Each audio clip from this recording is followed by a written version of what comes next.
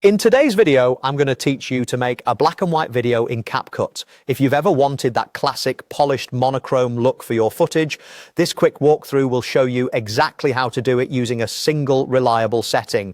We'll keep things simple and focused so you can follow along on either mobile or desktop. First, open CapCut and import your video.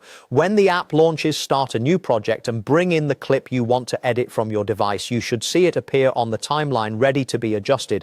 If you've imported multiple clips, don't worry, everything we're about to do can be applied to whichever clip you select.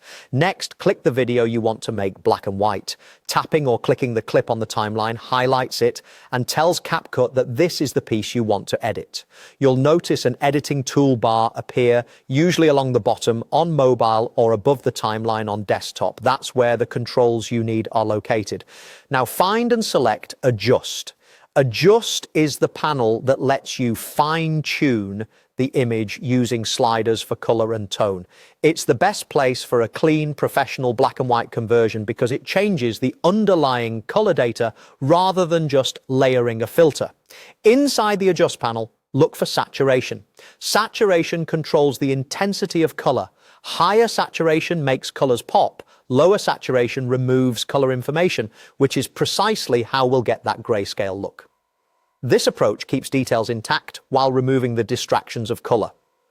Drag the saturation slider to -50 or 50. As you move the slider, watch the preview to see the colors fade, leaving you with a timeless black and white image. 50 creates a strong monochrome style while preserving natural contrast and avoiding an overly flat result. If the slider is sensitive, take your time and nudge it gently until you land exactly on 50. You can scrub through the timeline to make sure the look stays consistent across your entire clip.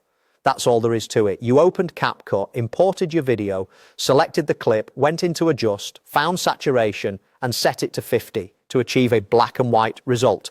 Give your video a quick playback to confirm everything looks smooth and cohesive.